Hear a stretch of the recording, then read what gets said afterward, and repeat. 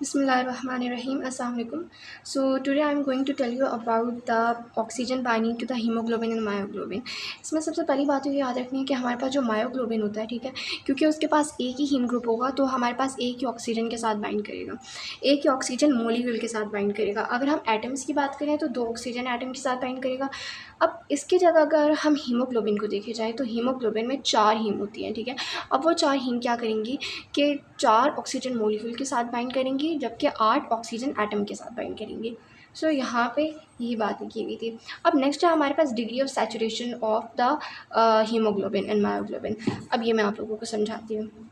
Saturation of haemoglobin and myoglobin क्या है कि हमारे पास हीमोग्लोबिन जब ऑक्सीजन के साथ बाइंड करती है तो हमारे पास बना लेती है ऑक्सी हीमोग्लोबिन, ठीक है। तो बेसिकली क्या हुआ कि हमारे पास हीमोग्लोबिन ऑक्सीजन के साथ बाइंड करके ऑक्सी हीमोग्लोबिन बना लिया और हीमोग्लोबिन सैचुरेटेड हो गई। अब हमारे पास हीमोग्लोबिन की बेसिकली 4 पॉकेट्स होती हैं, यानी कि 4 पॉकेट्स होंगी जिसमें हमारे पास ऑक्सीजन ने फिट करना होगा, जिसे हम सीरीवाइज भी कह रहे थे पीछे, ठीक है। ये मैंने आप लोगों को पहले समझा दिया था। अब ये 4 पॉकेट्स हैं, ठीक है, यानी कि हीम यहाँ पर होगा। और इसके साथ अगर मैं आप लोगों को बता दूँ कि पॉलीपेप्टाइड चेन, ये सिर्फ मैं इस ऐसा structure for the sake of the convenience इस तरह का थोड़ा सा बना रही हूँ, ठीक है। कॉम्प्लिकेटेड ना हो जाए, आप लोगों को समझ में आ जाए। ये पॉलीपेप्टाइड चेन है, ठीक है। ये हीमोग्लोबिन का पॉकेट है जहाँ पर ऑक्सीजन ने आकर बाइंड करना है, ठीक है। ये हमारे पास हीमोग्लोबिन का पॉकेट है।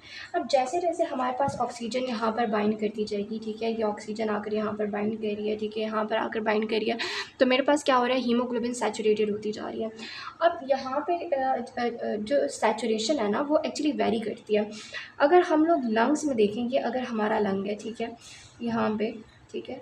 अब लंग्स में देखें, ये हमारे पास पेरिफेरल टिश्यूज़ हैं, ठीक है, this is our peripheral tissue. अब यहाँ पे पार्शियल प्रेशर ऑक्सीजन का कितना होता है, ठीक है, बहुत ज़्यादा होगा लंग्स में। इसी वजह से हीमोग्लोबिन क्या होगी, 100% सैचुरेटेड हो जाएगी, यानी 4 ऑक्सीजन के मॉलिक्यूल्स इन सारे पॉकेट्स में फिल हो जाएंगे, तो 100% सैचुरेशन होगी यहाँ पर, ठीक है। अब मैं अगर यहाँ से, ठीक है, सर्कुलेशन में, क्योंकि हमारे पास हीमोग्लोबिन कहाँ पर होती है, आरबीसी के अंदर होती है ना, तो आरबीसी के थ्रू सर्कुलेशन में जब ये पेरिफेरल टिश्यूज़ के पास पहुंचेगी तो यहाँ पे पार्शियल प्रेशर हो चुका होगा ऑक्सीजन का बहुत ज़्यादा कम। अब पार्शियल प्रेशर यहाँ पे ऑक्सीजन का कम हो गया तो यहाँ पे सैचुरेशन 100 से ड्रॉप हो जाएगी 0% पे, यानी कि हमारे पास ये जो ऑक्सीजन पॉकेट्स हैं ऑक्सीजन हीमोग्लोबिन के, ये अनफिल हो जाएंगे और यहाँ पर हमारे पास ऑक्सीजन डिलीवर हो जाएगी पेरिफेरल टिश्यू को। यहाँ पे ही तो हमने ऑक्सीजन लेकर आनी थी ना, ठीक है। अब हमारे पास क्या हुआ, 100% से 0% तक वेरी करी है सैचुरेशन। अच्छा, तो सैचुरेशन किस पे डिपेंड कर रही है, पार्शियल प्रेशर पे डिपेंड कर रही है ना। जहाँ पे पार्शियल प्रेशर ऑफ ऑक्सीजन बहुत ज़्यादा था वहाँ पे सैचुरेशन भी बहुत ज़्यादा थी, जहाँ पे पार्शियल प्रेशर ऑफ ऑक्सीजन कम हुआ वहाँ पे सैचुरेशन भी कम होगी। तो यही बात यहाँ पे लिखी हुई है कि हमारे पास बेसिकली हुआ क्या है कि जो सैचुरेशन है ना, ठीक है, वो हमारे पास वेरी करी है हीमोग्लोबिन मायोग्लोबिन में 100% से 0% तक। और वो किस पे डिपेंड करी है, हमारे पास डिपेंड करी है पार्शियल प्रेशर ऑफ ऑक्सीजन पे। तो हम क्या करते हैं कि एक ग्राफ बनाते हैं, ठीक है, एक ग्राफ बनाते हैं जिसके एक्स एक्सिस पे हम ले लेते हैं सैचुरेशन, सॉरी वाई एक्सिस पे, और एक्स एक्सिस पे हम ले लेते हैं पार्शियल प्रेशर ऑफ ऑक्सीजन। अब जब मैं सैचुरेशन और पार्शियल प्रेशर ऑफ ऑक्सीजन के बीच में ग्राफ प्लॉट करूँगी ना, तो मैं उसको कहूँगी कि ये हमारे पास ऑक्सीजन डिसोसिएशन कर्व है, ठीक है, डिसोसिएशन कर्व। अब ऑक्सीजन डिसोसिएशन कर्व अगर एक, अब मैं आप लोगों को बताती हूँ ये बनेगी कैसे।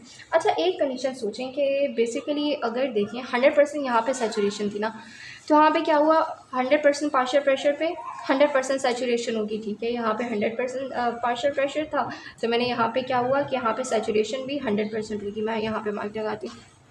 अब क्या हुआ कि जब मेरे पास यहाँ पे सपोज़ यहाँ पे मिड पे करके हमारे पास क्या हुआ कि पार्शियल प्रेशर कम हो गया, 50% हो गया।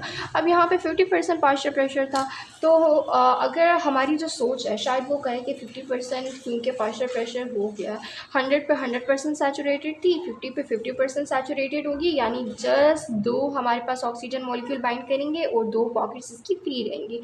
तो यहाँ पे अगर 50% हमारे पास सैचुरेशन है तो मैं कहूँगी 50% पार्शियल प्रेशर पे 50% सैचुरेटेड हो गया और फिर 0% पे वो बिल्कुल भी सैचुरेटेड नहीं है। तो ग्राफ इस तरह करके लीनियर हो जाएगा। बट आपको पता है ये ग्राफ लीनियर नहीं होता, ठीक है। ये ग्राफ बेसिकली फिर कैसा होता है, हमारे पास सिग्मॉइड ग्राफ होता है। मैं आप लोगों को दिखाती हूँ।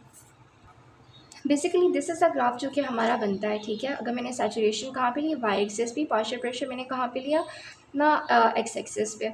अब हमारे पास हुआ क्या कि यहाँ पे जब मैं बिल्कुल इनिशियली देखूँ, ठीक है, यहाँ पे अगर आप लोग देखें तो यहाँ पे क्या हो रहा है कि अगर मैं 10% हमारे पास पार्शियल प्रेशर ऑफ ऑक्सीजन था तो 10% ही सैचुरेशन है। थोड़ा सा ग्राफ इनिशियली लीनियर था, मगर फिर अगर देखा जाए तो ग्राफ एकदम से बहुत ज़्यादा स्टीप हो गया, ठीक है, यहाँ तक बहुत ज़्यादा स्टीप हो गया।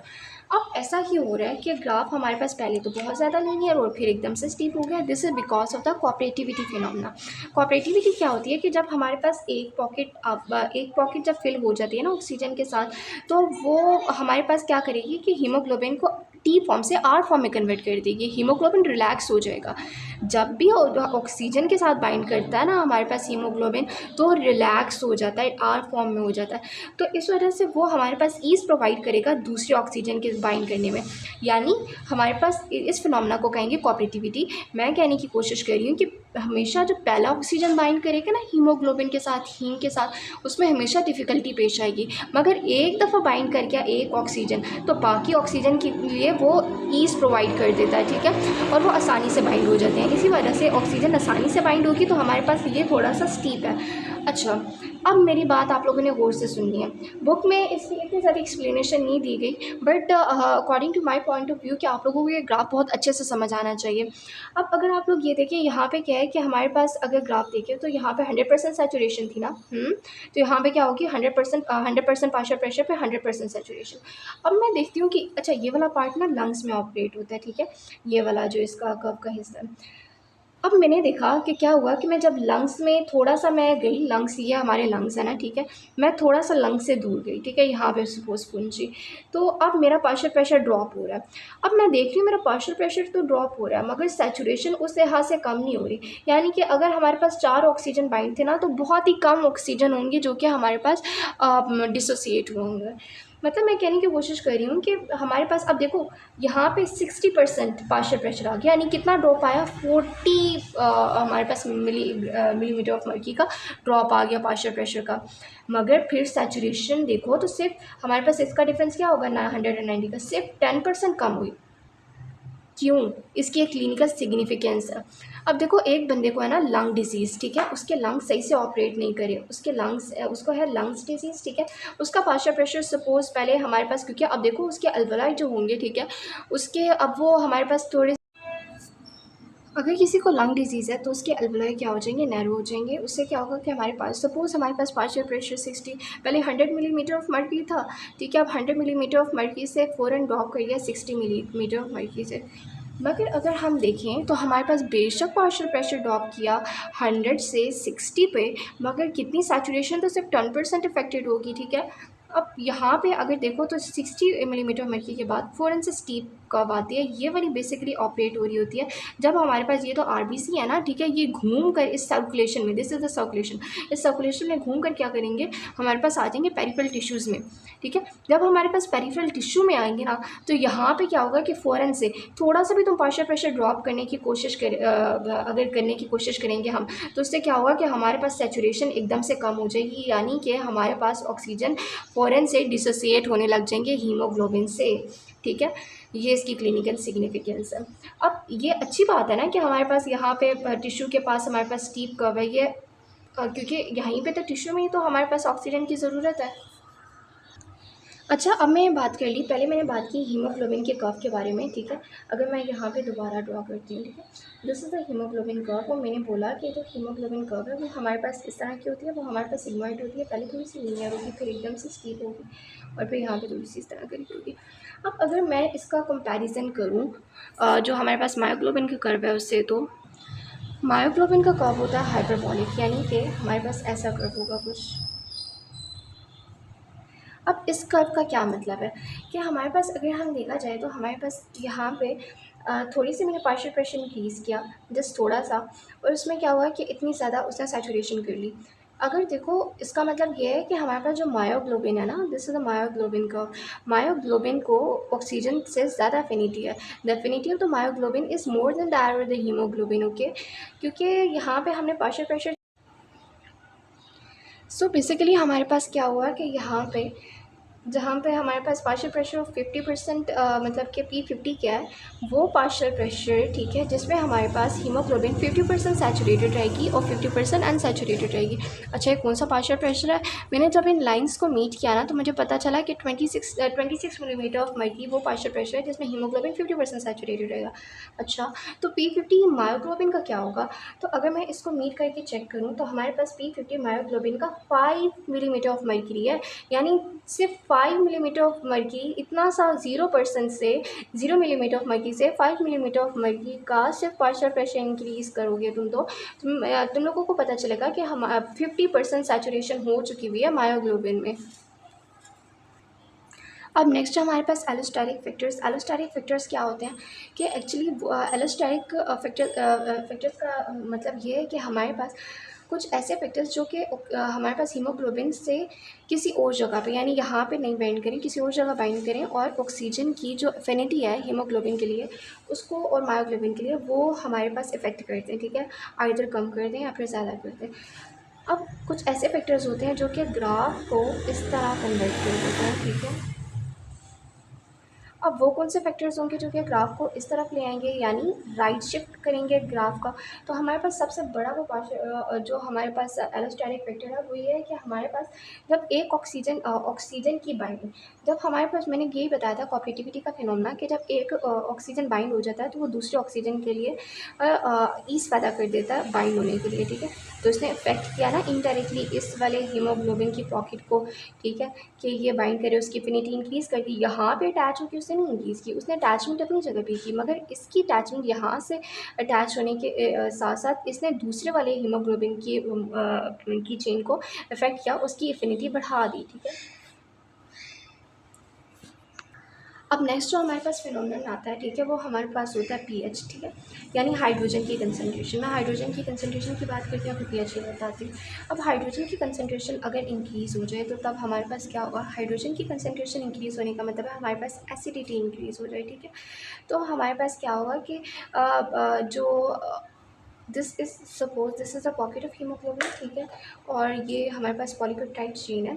अब इस पॉलीपेप्टाइड चेन में कुछ हमारे पास नेगेटिव अमाइनो एसिड्स होते हैं, ठीक है, these are some negative amino acids, okay.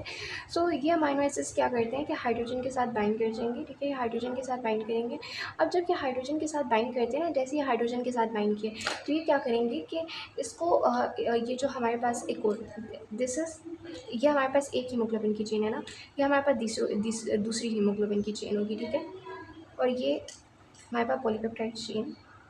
अब हाइड्रोजन इनके बीच में आया, वो अटैच हो गया, नेगेटिव चार्ज था, यहाँ पे भी नेगेटिव चार्ज था, तो हाइड्रोजन ने इसके बीच में क्या प्रोड्यूस कर दिए? क्रॉस लिंक्स प्रोड्यूस कर दिए। जैसे ही क्रॉस लिंक्स प्रोड्यूस हुए तो ये हमारे पास आर फॉर्म से टी फॉर्म में, डॉट फॉर्म में कन्वर्ट हो जाएगा। जैसे ही डॉट फॉर्म में कन्वर्ट होगा तो तब तो डॉट फॉर्म में तो ऑक्सीजन बाइंड नहीं रहता, ठीक है। तो ये हमारे पास क्या होगा कि ये जो हीमोग्लोबिन है, ठीक है, ये ऑक्सीजन अपनी रिलीज़ कर देगा। अच्छा, तो ये हमारे पास जो हाइड्रोजन की कंसनट्रेशन है, ये हाइड्रोजन बेसिकली आते कहाँ से हैं? अब मैं आप लोगों को बताती हूँ कि हमारे पास ये हाइड्रोजन आते कहाँ से हैं। तो बेसिकली हमारे पास होता क्या है कि जब कार्बन डाइऑक्साइड, ठीक है, हमारे पास, ये मैं टिश्यू की बात कर रही हूँ, ठीक है, जब मैं बहुत ज़्यादा एक्सरसाइज कर रही हूँ, ये मेरे टिश्यूज़ हैं, ठीक है, and these are my lungs, okay, ये मेरे लंग्स हैं। लंग्स थोड़े अजीब से बन गए हैं, but trust me, these are lungs, okay. अच्छा, ये लंग्स हैं। अब टिश्यू में क्या हुआ, मैं बहुत ज़्यादा एक्सरसाइज स्टार्ट कर दी। अब एक्सरसाइज से मेरे पास प्रोड्यूस हुआ बहुत ज़्यादा कार्बन डाइऑक्साइड। अब जैसे जैसे मेरे पास कार्बन डाइऑक्साइड प्रोड्यूस हो रहा था, तो कार्बन डाइऑक्साइड क्या करेगा कि हीमोग्लोबिन के अंदर जाएगा, ठीक है। अब हीमोग्लोबिन के, ये हमारे पास हीमोग्लोबिन है, ठीक है, trust me, this is haemoglobin, okay. Haemoglobin में वो वाटर के साथ रिएक्ट करेगा और बना देगा carboxy haemoglobin in the presence of carbonic anhydrase. अच्छा, कार्बोनिक एनहाइड्रेस एंजाइम हमारे पास इस आरबीसी के अंदर होता है, तो आरबीसी बेसिकली ये रिएक्शन फैसिलिटेट कर रहा होता है। तो हमारे पास क्या बन गया? H2CO3, ठीक है। अब ये हमारे पास क्या होगा? डिसोसिएट है, क्योंकि बहुत अनस्टेबल कंपाउंड है। डिसोसिएट होकर इसने क्या करना है? बायोकार्बोनेट आयन और हाइड्रोजन आयन में कन्वर्ट हो जाना, HCO3-। अब ये जो हमारे पास हाइड्रोजन आयन है, ठीक है, जैसे जैसे हमारे पास मैं एक्सरसाइज करती जाऊँगी तो उससे क्या होगा? कार्बन डाइऑक्साइड की कंसनट्रेशन इंक्रीज़ होगी और उसके साथ मेरे पास हाइड्रोजन की कंसनट्रेशन भी इंक्रीज़ होगी। हाइड्रोजन की कंसनट्रेशन इंक्रीज़ करने का मतलब अल्टीमेटली मतलब ये होता है कि मैं अपनी एसिडिटी इंक्रीज़ कर रही हूँ, ठीक है। अब एसिडिटी जैसे अब हमारे पास ये जो HCO3- था, ये हमारे पास क्या करेगा कि हीमोग्लोबिन से बाहर निकलेगा। Oh sorry, RBC, sorry this is RBC, okay. ये आरबीसी से बाहर निकलेगा, ठीक है, और क्या करेगा, HCO3 माइनस यहाँ पे लंग्स में जाएगा। लंग्स में हमारे पास क्या होता है कि ये HCO3 माइनस कार्बन डाइऑक्साइड में कन्वर्ट होगा एक रिएक्शन से, और हमारे पास कार्बन डाइऑक्साइड एक जगह आउट हो जाएगी। अब ये जो हाइड्रोजन था ये क्या करेगा, क्योंकि एसिडिटी तो इंक्रीज़ हो रही है और मुझे एक्सरसाइज की वजह से चाहिए ज़्यादा एनर्जी और ज़्यादा ऑक्सीजन चाहिए। अब जैसे ही हमारे पास यहाँ पे हीमोग्लोबिन आएगा, हीमोग्लोबिन बाइंड हुआ होगा ऑक्सीजन के साथ, ठीक है। अब हीमोग्लोबिन आया, this is my haemoglobin, okay, this are the pockets of haemoglobin, ठीक है। और ये है हमारे पास उसकी पॉलीपेप्टाइड चेन, ठीक है, these are the polypeptide chain. अब यहाँ पे क्या हुआ कि ये हाइड्रोजन आया, ठीक है, और हाइड्रोजन ने क्या किया, हाइड्रोजन जहाँ पर अटैच हो गया इस इन पॉलीपेप्टाइड चेन के साथ। यहाँ पे हमारे पास हिस्टिडीन होता है ना, ठीक है, मैंने उस दिन भी बताया था कि हमारे पास इस हीमोग्लोबिन में हिस्टिडीन होगा। अब हिस्टिडीन हमारे पास क्या है, नेगेटिवली चार्ज है ना, तो यहाँ पे हाइड्रोजन इसके साथ अटैच हो जाएगा। हाइड्रोजन जैसे इसके साथ अटैच हुआ तो इसने इसको आर फॉर्म से टी फॉर्म में कन्वर्ट किया, और जैसे ही इसको टी फॉर्म में कन्वर्ट किया तो ऑक्सीजन हमारे पास टिश्यू में रिलीज़ हो जाएगी, ठीक है। यहाँ से ऑक्सीजन हमारे पास टिश्यू में रिलीज़ हो जाएगी। यानी कि मैं कह रही हूँ कि HbO2 ने क्या किया, ये हमारे पास हाइड्रोजन था, ठीक है, इसके साथ बाइंड करके HHB बना दिया, ठीक है, और साथ ही ऑक्सीजन टिश्यूज़ में रिलीज़ कर दिया। अच्छा, मैंने आप लोगों को यहाँ तक तो बता दिया कि हमारे पास क्या हुआ कि एक्सरसाइज़ किसी इंसान ने बहुत ज़्यादा स्टार्ट की, ठीक है। जैसे ही उसने एक्सरसाइज स्टार्ट की तो क्या हुआ, उसकी कार्बन डाइऑक्साइड ज़्यादा प्रोड्यूस होने लगी, ठीक है, क्योंकि मेटाबॉलिक रेट इंक्रीज़ हो गया ना तो सेल का, तो उसने साइड प्रोडक्ट बाय प्रोडक्ट क्या बनेगा, हमारे पास कार्बन डाइऑक्साइड बनेगा। तो कार्बन डाइऑक्साइड के नतीजे में जब ये रिएक्शन होगा तो हाइड्रोजन आयन की कंसनट्रेशन भी इंक्रीज़ हो जाएगी।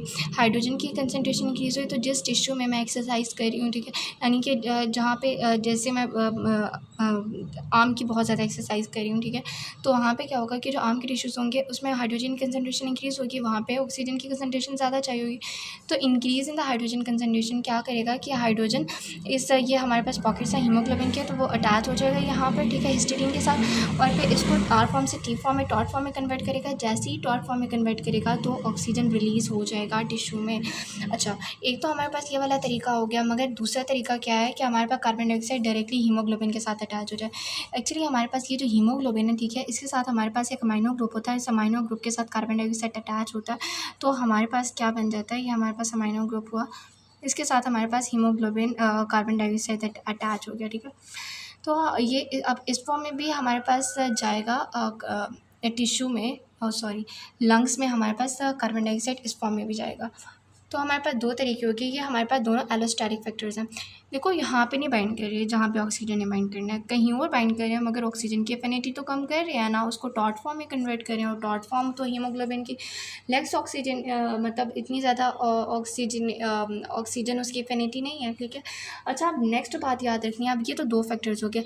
अब जो तीसरा फैक्टर है वो है 2,3-बिसफॉस्फो ग्लाइसरीलेट। अब ये वाला जो कंपाउंड है ना, इस वाले कंपाउंड में बेसिकली हमारे पास होता है फोस्फेट, ठीक है। फोस्फेट हमारे पास नेगेटिव कंपाउंड है। अब जैसे मैंने तुम लोगों को बताया था यहाँ पे कुछ हमारे पास हिस्टिडीन है, हिस्टिडीन नेगेटिव है तो उसके साथ अटैच हो जाएगा हाइड्रोजन। वैसे ही इनके साथ कुछ हमारे पास पॉजिटिव अमाइनो एसिड्स भी होते हैं। अब उन पॉजिटिव अमाइनो एसिड के साथ आके अटैच हो गया बिसफॉस्फोग्लाइसरेट, 2,3-बिसफॉस्फोग्लाइसरेट अटैच हो गया, ठीक है। यहाँ पे भी हमारे पास क्या था, पॉजिटिव अमाइनो एसिड्स है, तो ये दोनों क्रॉस लिंकेजेस इसमें प्रोवाइड बने। जैसे ही क्रॉस लिंकेज बने हमारे पास ऑक्सीजन रिलीज़ हो जाएगी, ठीक है। तो तीसरा हमारे पास ये वाला फैक्टर हो गया। अच्छा, अब ये जो 2,3-बिसफॉस्फोग्लाइसरेट है, ये बुक में लिखा हुआ है कि हमारे पास तीन हमारे पास कंडीशंस है जिसमें इसकी कंसनट्रेशन बॉडी में इंक्रीज़ हो जाती है। एक वो बंदा जो कि हाई एल्टीट्यूड पे चला जाए, ठीक है। अब वो जैसे ही हाई एल्टीट्यूड पे जाता है तो क्या होता है कि उसमें क्योंकि पार्शियल प्रेशर जो है ऑक्सीजन का कम हो जाएगा, हाई एल्टीट्यूड में कम ऑक्सीजन होती है तो पार्शियल प्रेशर कम होगा ऑक्सीजन का, तो हमारे पास क्या अब क्योंकि टिश्यूज़ को तो ऑक्सीजन चाहिए तो हमारे पास 2,3-बिसफॉस्फोग्लाइसरेट की कंसनट्रेशन इंक्रीज़ हो जाएगी, ताकि हमारे पास जैसे ही कोई भी हमारे पास हीमोग्लोबिन टिश्यूज़ में आएगा तो उसके साथ हीमोग्लोबिन के साथ 2,3-बिसफॉस्फोग्लाइसरेट अटैच करेगी, क्रॉस लिंकेजेस बनाएगी और ऑक्सीजन टिश्यू में रिलीज़ हो जाएंगे। और फिर क्या होगा, एक तो ये कंडीशन होगी, ठीक है, हाई एल्टीट्यूड वाली, और दूसरी कंडीशन ये होती है अगर किसी को क्रॉनिक लंग डिजीज़ है, ठीक है, तो उसमें भी क्या होगा कि हमारे पास जो एल्वोलाई हैं, ठीक है, ये सपोज ये हमारे पास, ठीक है, ये हमारे पास लंग्स है, अब लंग्स में जो अलवलाई हैं, ठीक है, वो बहुत ज़्यादा नैरो हो गए हैं, इतने ज़्यादा नैरो हो गए हैं कि उनमें से ऑक्सीजन की जो ऑक्सीजन ऑब्जॉर्ब हो रही है वो बहुत ज़्यादा कम हो रही है। तो इसके वाले कंडीशन में भी 2-3 बिस्फोसफोग्लिसरेट इंक्रीज़ कर जाएगा। और तीसरी वो कंडीशन है कि हमारे पास एनीमिया हो जाए किसी इंसान को, ठीक है, किसी को एनीमिया है, तो उसमें भी क्या होगा कि हमारे पास ऑक्सीजन जो बॉडी को प्रोवाइड हो रही है वो कम हो रही है, तो 2-3 बिस्फोसफोग्लिसरेट इंक्रीज़ हो जाएगा, ताकि हमारे पास जो भी हीमोग्लोबिन आए टिश्यूज़ में, ठीक है, वो फटाफट से क्या करे, ऑक्सीजन टिश्यूज़ में रिलीज़ कर दे। ठीक हो गया। अब एक और बात याद रखनी है आप लोगों ने कि समटाइम्स क्या होता है कि हॉस्पिटल्स में हम क्या करते हैं कि जो ब्लड है, ठीक है, अगर किसी डोनर ने ब्लड प्रोवाइड किया है तो हम क्या करेंगे, उस ब्लड को स्टोर कर लेंगे। अब इस ब्लड को स्टोर किया जाता है एसिड सिट्रेट डेक्सट्रोज में, ठीक है, एसिड सिट्रेट, मेरी राइटिंग इतनी बुरी नहीं है, बस जल्दी जल्दी पढ़ा रही हूँ तो इस वजह से, एसिड सिट्रेट डेक्सट्रोज में, ठीक है, हमने क्या किया, ब्लड को, ये एसिड सिट्रेट डेक्सट्रोज था अगर, ठीक है, इसमें हमने क्या किया, ब्लड को स्टोर कर लिया। अब ये जो एसिड सिट्रेट डेक्सट्रोज है ये क्या करता है कि 2-3 बिस्फोसफोग्लिसरेट की डिप्लीशन कर देगा, बिस्फोसफोग्लिसरेट, ठीक है। अब इस ब्लड में क्या होगा, ये वाला जो ब्लड है इसमें 2-3 बिस्फोसफोग्लिसरेट ख़त्म हो जाएगा।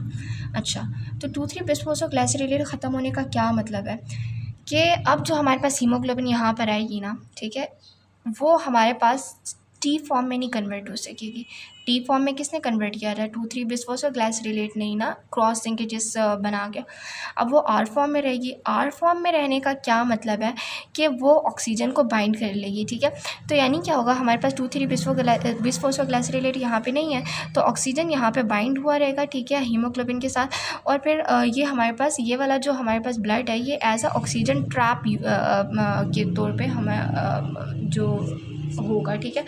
अब ये अगर किसी को, हमारे पास एक पेशेंट आता है और वो उसको सीवियर हेमोरेज हुआ था, यानी बहुत ज़्यादा ब्लड लॉस हुआ है, तो क्या मैं उसको ये वाला ब्लड प्रोवाइड करूँगी?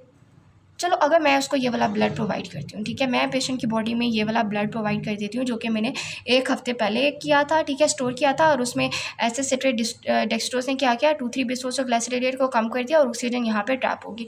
अब जैसे ही मैंने ये ब्लड पेशेंट की बॉडी में डाला तो उससे क्या हुआ कि यहाँ पे ऑक्सीजन ट्रैप हुई हुई है, ऑक्सीजन टिश्यूज़ को प्रोवाइड ही नहीं होगी, ब्लड में ही रहेगी, क्यों, उसके पास 2-3 बिस्फोसफोग्लिसरेट नहीं है।